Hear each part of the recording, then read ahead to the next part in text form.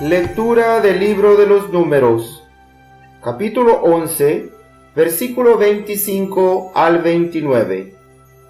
En aquellos días, el Señor descendió de la nube y habló con Moisés. Tomó del espíritu que reposaba sobre Moisés y se lo dio a los 70 ancianos.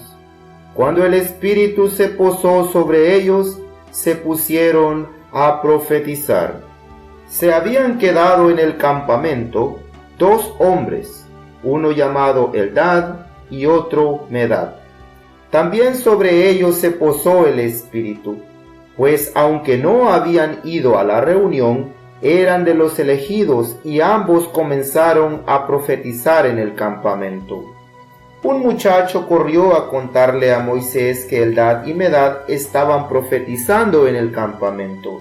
Entonces Josué, hijo de Nun, que desde muy joven era ayudante de Moisés, le dijo: «Señor mío, prohíbeselo». Pero Moisés le respondió: «¿Crees que voy a ponerme celoso? Ojalá que todo el pueblo de Dios fuera profeta, y descendiera sobre todos ellos el Espíritu del Señor». Palabra de Dios.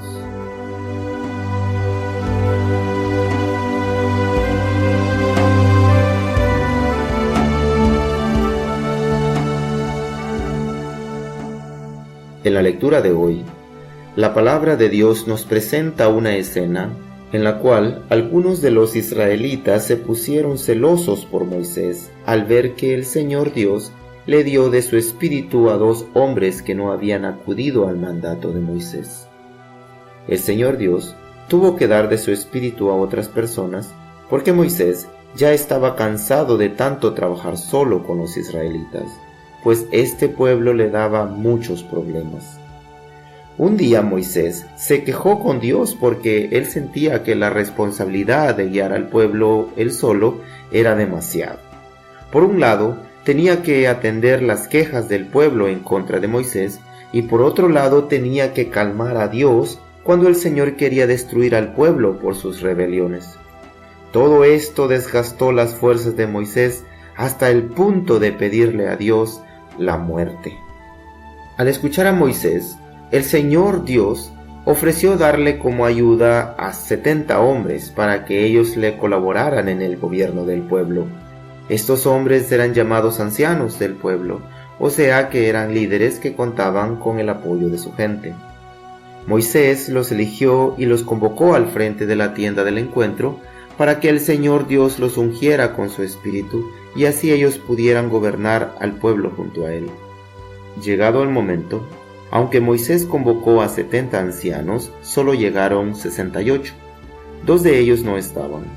En el versículo 25 leemos que Dios el Señor bajó en la nube y después de hablar con Moisés, tomó algo del espíritu que había en Moisés y se lo dio a los 70 ancianos. Y en cuanto el espíritu reposó sobre ellos, se pusieron a profetizar.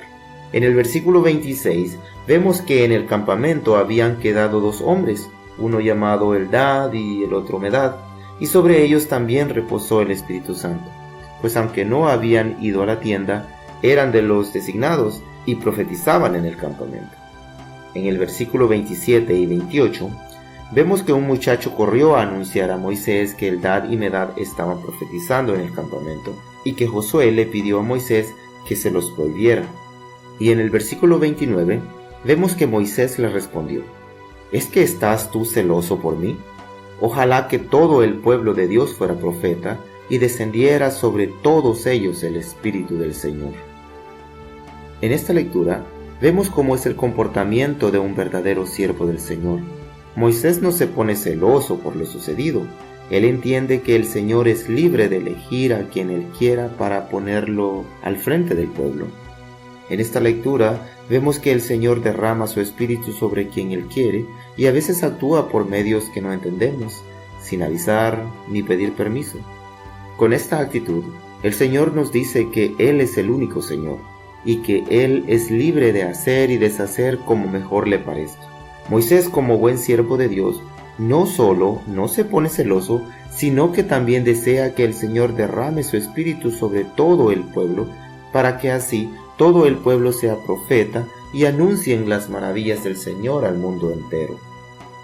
Este deseo de Moisés se cumplió cuando, en el día de Pentecostés, el Señor derramó su Espíritu Santo sobre sus discípulos, haciendo de su iglesia una nación de profetas, un pueblo adquirido para posesión de Dios, a fin de que anuncien las virtudes de aquel que los llamó de las tinieblas a la luz admirable. Alabado sea el Señor.